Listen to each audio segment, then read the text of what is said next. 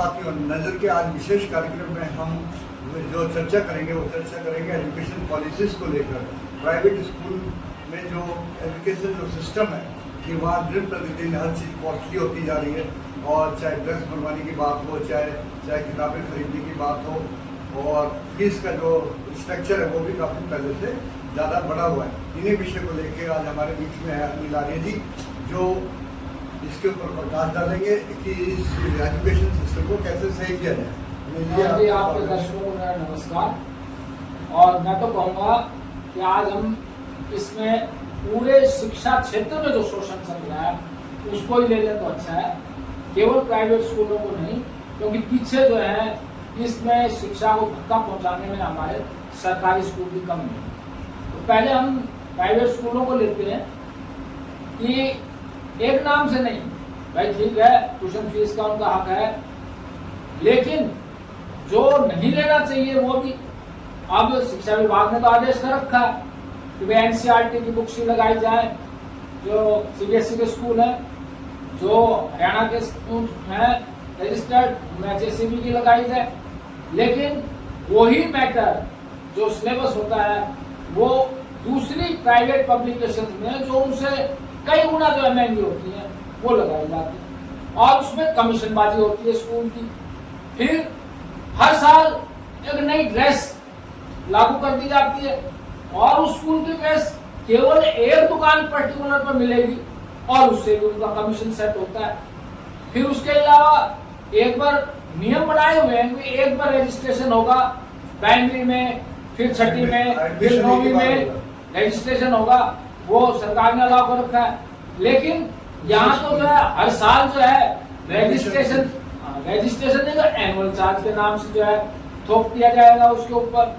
तो convince charge जो है मनमाना वसूल कर लिया जाता है, और एक केवल विद्यार्थियों का शोषण नहीं होता है, अध्यापकों का भी शोषण किया जाता है। 1.5 लाख जो सरकारी स्कूल में लेता है उसको 15,000 में काम लेते हैं, 1 लाख वाले टीजीटी का 10,000 में इनको मिल जाता है क्योंकि बेरोजगारी है, और उसी पे डंडा बजा के जो है फिर जो अपना काम ले लेते हैं। और पेरेंट्स जो है वो खुश रहते हैं, हमारे जो है एक अच्छा स्टेटस मिला हुआ है, क्योंकि स्टेटस सिंबल बन गया है ये सामर्थ्यवानों के लिए, धनवानों के लिए। तो ठीक है, धनवान अगर इनमें रखना चाहे तो कोई बात नहीं, लेकिन हमारे विचार सोचने का ये है कि जो आम पेरेंट्स हैं, जो मध्यम वर्गीय हैं और थोड़ा सा भी गरीबी रेखा से ऊपर उठे हुए सामर्थ्यवान, वो भी सारे सरकारी स्कूलों की तरफ भाग रहे हैं, यानी कि सरकारी स्कूलों से उनका मोह भंग होता जा रहा है। तो इनकी ग्रोथ जो मशरूम की तरह जो है ये ग्रोथ करे जा रहे हैं प्राइवेट स्कूल। मैं तो कहूंगा कि सरकारी स्कूलों का जो एजुकेशन पैटर्न है उसका फेलियर के कारण है। अगर सरकारी जब सरकार अपने स्कूलों को सही तरीके से नहीं रख पा रही तो वो प्राइवेट स्कूलों पे कैसे ध्यान देगी? कमी तो हमारे घर में ही है ना, कि सरकारी स्कूलों में ऐसा क्या कमी है कि लोग सरकारी स्कूल के प्रति इतना आकर्षित नहीं है, अपने बच्चों का दाखिला उसमें नहीं कराना चाहते। कहीं ना कहीं तो कमी है। यहाँ जो हम सबसे मोटी कमी देखेंगे सरकारों की देखेंगे, मैं केवल बीजेपी या कांग्रेस का नाम नहीं लूंगा, यहाँ जितनी भी सरकारें आई हैं वो हमारे एजुकेशन महकमे को सफेद हाथी मारती है, जिन पर खर्च करे जाओ रिटर्न उनसे कुछ होगा नहीं, और ना ही जो है उनको परफॉर्मेंस बाउंड कर सकते हैं। क्यों कि बाकी सब सरकारों को आप छोड़ दीजिए, एक केवल चौधरी बंसीलाल जी आए थे जो इस शिक्षा के जो क्षेत्र में जो हमारा अध्यापन वर्ग था वो जो है वो बिल्कुल ही जो है निग्लेक्ट कर रहा था पढ़ाई को। खेतों से पानी देके आ रहे हैं और हमारे अपना पजामा भी जो है स्कूल में नीचे उतार रहे हैं, और वही हाथ पैर धो रहे हैं, और फिर कुर्सी पर बैठ के सो रहे हैं और ऊँघ रहे हैं। तो जब उन्होंने सख्ती करी और उनको उनके जिले से दूर दूर जाकर ट्रांसफर कर दिया, तो कुछ जो है इनके अंदर बदलाव दिखाई दिया। लेकिन उसके परिणाम स्वरूप चौधरी बंसीलाल जी का जो राजनीतिक पाटड़ा था, जो सत्ता थी, वो इन्होंने छिनवा दी। क्यों? क्योंकि वोट बनाने से लेकर गिरवाने तक इनका हाथ होता है। सर्वे ये करते हैं, वोट वहां ये डलवाते हैं, बनवाते ये हैं, तो उसके बाद सरकारें इनसे डरने लग गई, इनकी यूनियनों से डरने लग गई, और यही गनीमत समझी सब सरकारों ने, भाई इनको छेड़ो मत, जैसे चलते हैं वैसे चलने दो। नियम बनाते हैं लेकिन नियमों पर अमल ये करते हैं नहीं। सरकारी अधिकारी इन पर कोई अंकुश नहीं लगा सकते, और अगर कोई लगाना चाहते भी हैं तो वे उनका मुंह मंथली देने से ये बंद कर देते हैं। हर एक जो शिक्षा विभाग के उच्च अधिकारी हैं, इनके पास इनके पैसे पहुंचते हैं, और एक तरह से हमारा शिक्षा जो प्रशासन है वो भी इनके हाथों बिक जाता है। तो इसलिए जो है इनके ऊपर उनको अधिकार है करने का अंकुश, लेकिन अधिकार करना चाहते नहीं। और अगर कोई करना चाहता है तो ऊपर से राजनेताओं के उनके पास फोन आ जाते हैं और उनको जो है निषेध कर दिया जाता है, भाई इनको छेड़ो मत। क्यों? आज देश में वोट की राजनीति है। अगर वोट की संख्या है तो सत्ता में है, और अगर वोट का बहुमत नहीं है तो सत्ता से बाहर है। तो कोई भी नहीं चाहता कि सत्ता से बाहर रहे। इसलिए जो है ये सारा खेल शिक्षा क्षेत्र में शोषण का चल रहा है। देखिए, हमारे कोर्टों ने इसके ऊपर विचार किया। 2015 में इलाहाबाद हाई कोर्ट के जज ने बहुत सुंदर फैसला दिया कि जो भी पब्लिक एक्सचेंजर से जो भी सरकारी वेतन भोगी हैं उनको बाउंड किया जाए कि वो अपने बच्चों को सरकारी स्कूलों में ही पढ़ाएं। बाकायदा उन्होंने एक स्ट्रिक्ट ऑर्डर निकाला, और उस समय उत्तर प्रदेश में शिक्षा ये समाजवादी सरकार थी। उन्होंने आश्वासन दिया कि 6 महीने में हम ऐसा शुरू कर देंगे, लेकिन बाद में जो है भाई उनका इलेक्शन वगैरह आ गया, कुछ भी आ गया, वो लागू नहीं हो पाया। लेकिन कहते हैं कि केजरीवाल ने जो दिल्ली में करा एजुकेशन और हॉस्पिटल को लेकर जो करा, स्वास्थ्य और शिक्षा को लेकर करा, तो वो चीज सरकारी ही करी है उन्होंने, तो वो चीज यहाँ पे लागू क्यों नहीं हो सकती? देखिए, उन्होंने भी 9-10 स्कूलों को जो है मॉडर्नाइज किया। एक अच्छा उदाहरण दिखाने के लिए पेश किया। सभी सरकारी स्कूलों के अंदर तो वो भी नहीं कर पाए, और उनका रिजल्ट भी जो है बाकी स्कूलों में पिटा। तो ऐसा नहीं कह सकते कि जो इलाहाबाद हाई कोर्ट ने बढ़िया फैसला दिया था उस पर कोई भी देश की सरकार जो है अमल कर पाई, वरना इसका इलाज ही यही है कि सरकारी टीचर को जब लगाया जाए तो उससे बॉन्ड भरवाया जाए कि वो अपने बच्चों को अपने सरकारी स्कूलों में ही पढ़ाएंगे, और जो सरकारी स्कूलों पे जो प्रभावकारी जो सरकारी कर्मचारी हैं, जो एडमिनिस्ट्रेटर है, जो प्रशासक है, उनको भी बाउंड किया जाए कि सरकारी संस्थाओं को प्रमोट करना उनका दायित्व रहेगा। और जैसे भाई हम गांव के स्तर से उठा लेते हैं, पंच, सरपंच, ब्लॉक समिति मेंबर, पार्षद, नंबरदार, ये सब जो है अपने सरकार से वेतन भोगी हैं, और वो हम देखते हैं कि वो अपने बच्चों को वहां नहीं भेजते बल्कि प्राइवेट की तरफ भेजते हैं। फिर हम देखते हैं कि प्रशासन में, पुलिस प्रशासन में, नागरिक प्रशासन में, ये सारे जो है ये सभी जो है अपने बच्चों को स्पेशल जो है उसके स्कूलों के अंदर भेजना चाहते हैं कि प्राइवेट स्कूलों में जाकर उनका जो है शिक्षा का स्तर नहीं गिरे और वो अपने ऊंचे जो है उसके सोपान के ऊपर बने रहे। तो इसलिए जो है जब तक उस फैसले को लागू नहीं करती सरकारें, तब तक जो है इस सरकारी स्कूलों का सुधार भी नहीं होगा। अब देखिए, किसी स्कूल में अगर उसी में गरीब का बच्चा भी पढ़ रहा है, उसी में मंत्री का बच्चा भी पढ़ रहा है, स्थानीय स्कूल में उसी में डीसी का भी पढ़ रहा है, या उसमें और किसी एडमिनिस्ट्रेटर का पढ़ रहा है, तो उसमें तो अपने आप ही फैसिलिटी हो जाएगी, उसमें तो अपने आप ही जो है टीचर पढ़ाने लगेंगे। जब अमीर के को पढ़ाएंगे तो गरीब के को पढ़ाएंगे, तो सारी फैसिलिटी खुद में खुद हो सकती है। और अध्यापक जो है, जो अब निकम्मेपन पे हैं, जो सरकार से वेतन लेना सिर्फ अपना अधिकार समझते हैं और अपने विद्यार्थियों को पढ़ाने का कर्तव्य नहीं समझते, जो अपने दायित्व का निर्वहन नहीं कर रहे हैं, वो भी करने लगेंगे। तो मात्र मैं समझता हूँ कि यही इलाज है। क्या प्राइवेट स्कूलों में कुछ नहीं लगना चाहिए? जैसे फीस है, मानो 10-10, 15-15 हजार की फीस वसूली जा रही है, 9वीं 10वीं की 8वीं की, उसके अलावा जो IIT और नेट वगैरह की जो है उनकी फीस अलग होती है। तो क्या इस पे गवर्नमेंट को कुछ नहीं लगाना चाहिए? भाई इससे ज्यादा इस क्लास की फीस नहीं होनी चाहिए, ऐसा कुछ नहीं होना चाहिए? गवर्नमेंट ने नियम से तो अंकुश लगा रखे हैं कि भाई जो है ट्यूशन फीस ले सकेंगे, लेकिन दूसरे नाम से एनुअल चार्ज, फिर कहीं रजिस्ट्रेशन चार्ज का दे रखा है, 3 बार रजिस्ट्रेशन करा सकते हैं, हर बार जो है वो भी ठोक देते हैं, फिर ड्रेस का ठोक देते हैं, फिर उसके अलावा कन्वेंस का लगा देते हैं। तो इसी तरह बुक्स के प्राइवेट पब्लिकेशन के थ्रू लगा देते हैं, और जो नाप इनके पास हर दूसरे तीसरे महीने जो है फंक्शन करने का जो है वो ऐंठने लग जाते हैं। तो कई तरीके ऐसे शोषण के निकाल रखे हैं जिनको भी अधिकारी चाहे तो रोक सकते हैं, लेकिन वो रोकते नहीं, क्योंकि उनका मुंह भर जाता है और जब मुंह खाता है तो आंख लजाने लगती है। तो हमारा शिक्षा विभाग का जो अधिकारी क्षेत्र है वो भी जो है एक तरह से बिक जाता है और सरकार भी बिकी हुई होती है, क्योंकि सरकार के पास एक डोनेशन भेजते हैं, सरकार के एक वोट गिराने का उनका जो है वो इसका तंत्र जो है वो इनके पास है, इनकी यूनियनों से डरते हैं, इसलिए सरकार की इच्छा शक्ति के अभाव में ये सरकारी जो है सिस्टम हमारा एजुकेशन का फेल होने लग रहा है। और इसमें दोष भाजपा का ही नहीं है, कांग्रेस भी पीछे नहीं रही, दूसरी भी नहीं रही सरकारें, बस एक छोटी बंसीलाल की सरकार आई थी जिसने सख्ती करी थी और जब से उन्होंने जो है सत्ता छीनवाई और छीनी तब से जो है वो सरकारें डरने लगी। तो हम कह सकते हैं कि सरकारें खुद जो है सरकारी स्कूलों को फेल करने के ऊपर लगी हुई है। जैसे पहले 134A का लगा दिया कि भाई जो भी गरीब स्कूलों के बच्चे जो है वो प्राइवेट स्कूलों में जाएंगे, सरकारी से निकल के तो प्राइवेट स्कूलों को पढ़ाने होंगे।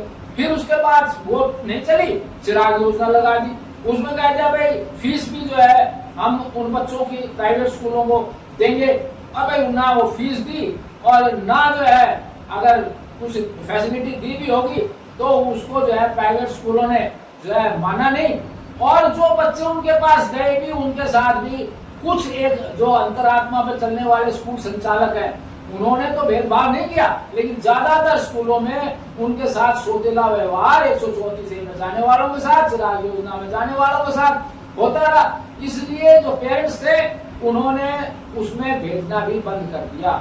आज के दिन जो भी सामर्थ्यवान थोड़ा सा बनता है वो सोचता है कि मैं अपने बच्चे को पढ़ा लूं, मेरी जिंदगी तो जैसे गुजरी वैसे गुजरी, मजदूरी करी या कैसे भी करी, लेकिन मेरे बच्चे अगर पढ़ जाएं तो उनका जीवन सुधर जाए, तो वो अपनी पेट पट्टी बांध के भी इनका शिक्षा का जो है वो पेट भरते हैं। लेकिन बात अब वहीं आ जाती है कि मजबूरी है, क्या करें, सरकारी स्कूलों के अंदर खूब वेल क्वालिफाइड स्टाफ है तो वो फैसिलिटीज नहीं है। फिर आजकल हर माँ बाप का एक रुझान हो गया है कि केवल साक्षरता दिलाने से कुछ भला होने वाला नहीं, इनको जब तक जॉब ओरिएंटेड कोर्सेज नहीं मिलेंगे, कोई एनडीए के लिए तैयारी नहीं मिलेगी, कोई आईआईटी के लिए नहीं, वो जो है डॉक्टरी के लिए नहीं मिलेगी या दूसरे क्षेत्रों में अंदर कॉम्पिटिटिव एग्जाम में तैयारी नहीं कराई जाएगी तो ये जीवन में फेल हो जाएंगे। इसलिए सब अपना किसी भी तरह जो है अपनी कंजूसी करके किसी भी तरह पैसे बचा के इनका मुंह भरते हैं और ये उसका दुरुपयोग करते हैं।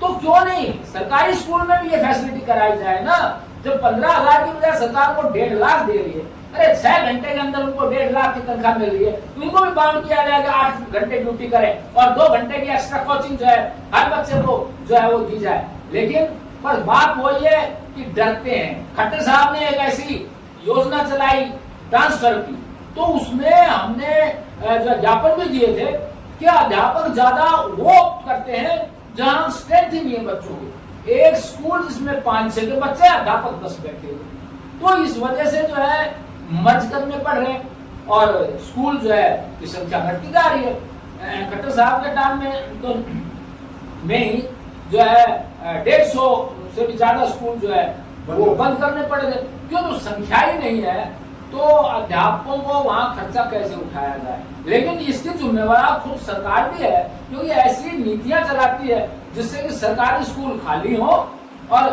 प्राइवेटों की तरफ जो है लोग जाएं।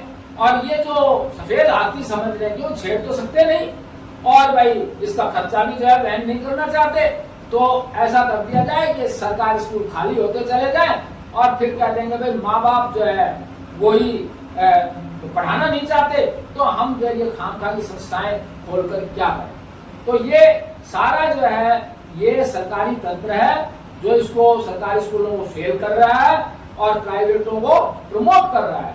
कई मंत्रियों का तो चेन ऑफ स्कूल चल रहे हैं और उनसे फंडिंग उनको हो रही है, तो बताओ वो ऐसे फायदे के सौदे को क्यों छोड़ना चाहेंगे। यहाँ तो जब सरकारें गौ हत्या को प्रतिबंधित करती हैं और कत्ल खानों से 350 करोड़ का इलेक्टोरल बॉन्ड भी ले लेती हैं, तो कथनी कुछ और करनी कुछ जब रहे तो फिर सरकारें जो है वो अपने स्वार्थ सिद्धि पे ही रहती हैं और ये इनका इलाज हो सकता है अगर जनता खड़ी हो जाए, जनता जागरूक हो जाए। लेकिन वहां जो बच्चे जाते हैं सरकारी स्कूलों में, या तो वो पेरेंट्स हैं जो मिड डे मील खाने के लिए 8वीं तक उनको भेज रहे हैं, भाई एक टाइम का खाना तो उनको मिलेगा, उनको ड्रेस तो मिलेगी, उनको कपड़े तो मिल जाएंगे। उनको फुर्सत ही नहीं है कि वो बच्चे क्या पढ़ रहे हैं, क्या नहीं पढ़ रहे हैं, उनके पास नोटबुक उन्होंने संभाल के रखी हुई है नहीं, घर का काम कर रहे हैं, क्योंकि वो तो रोज खोदते हैं, रोज कुआं खोद के उसमें से पानी पीते हैं। यानी कि मजदूरी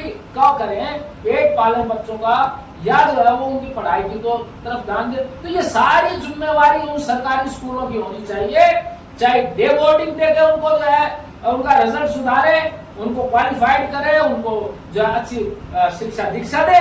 और पेरेंट्स के ऊपर जो डाल देते हैं, तो सरकारी स्कूलों के अध्यापक कहते हैं भाई हमारे पास तो आता ही कूड़ा है, हमारे पास तो आता ही छानस है, हम उसमें सुधार कितना करें। तो वही हम आज देख रहे हैं, लड़के लड़की में भेदभाव करते हुए एक पेरेंट्स अफोर्ड करता है तो लड़के को तो भेज देता है प्राइवेट में और लड़की को भेजता है सरकारी में। और भाई लड़के को तो वो किसी भी तरह जो है वो निखरता देखते हैं, और लड़की जो है वो जो है पढ़े ना पढ़े उन्हें पराया धन समझ के उनकी तरफ ध्यान नहीं देते। तो सारा ये है कि अध्यापक जो सरकारी स्कूल के हैं वो तो अपनी अंतःकरण की पुकार के ऊपर काम नहीं कर रहे, वो तो अंतःकरण को फटकार के काम कर रहे हैं। और सरकारी जो है वो उनसे डरी हुई है, वो उनको छेड़ना नहीं चाहती। तो सारा खेल खराब यहाँ हो रहा है।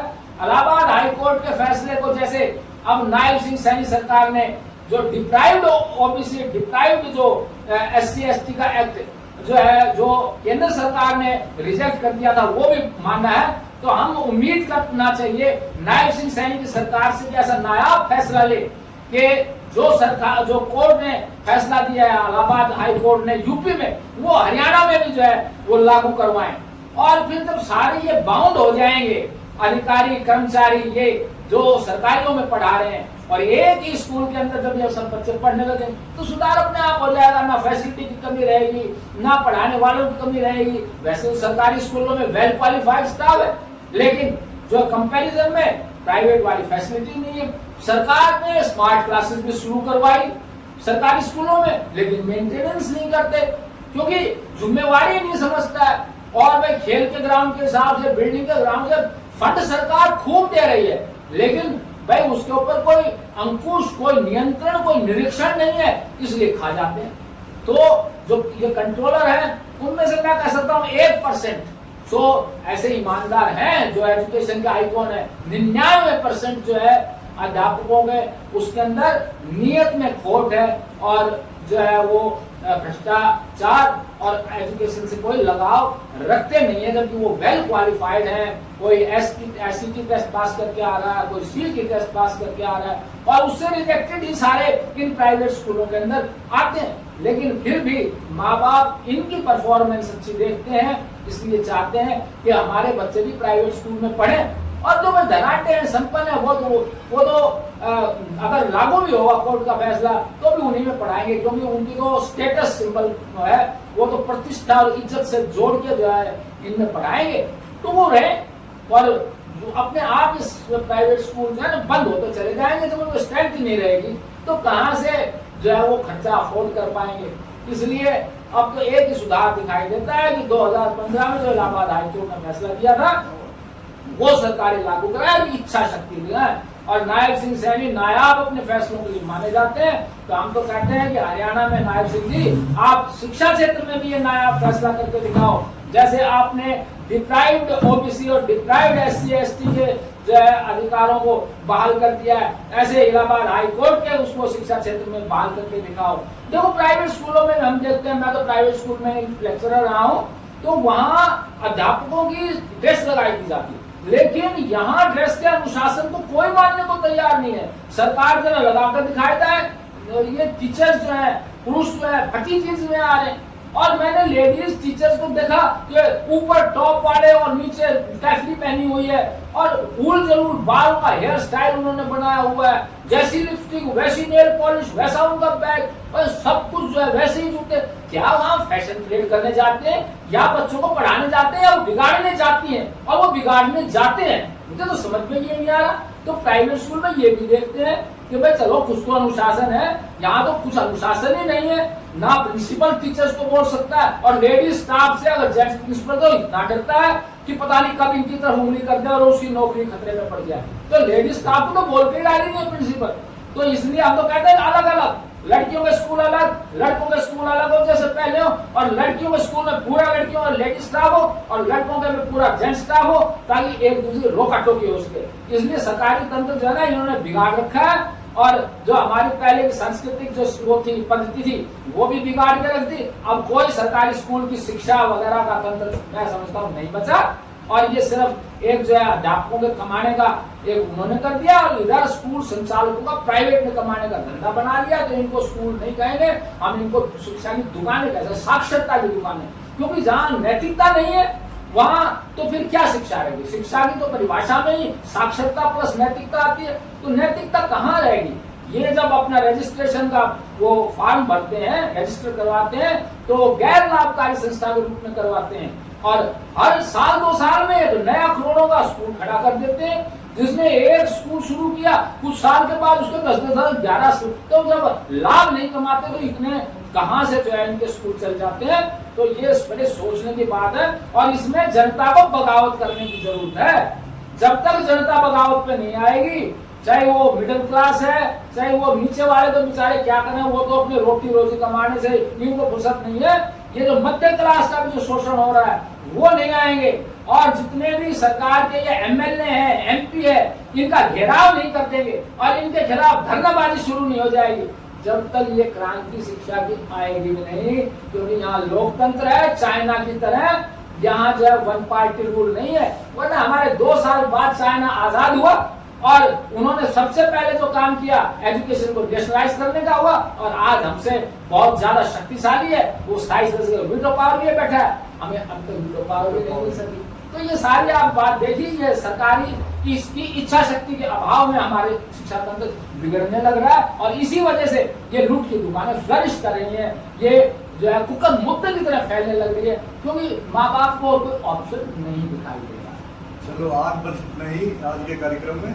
आपने जो विचार रखे अपने की एजुकेशन पॉलिसीज को लेकर, और कैसे मतलब इसके खिलाफ एक आंदोलन का रूप देने की बात है, तब जाके इसमें कोई ना कोई जागृति या परिवर्तन आएगा। बस आज इतना ही। नमस्कार। नमस्ते।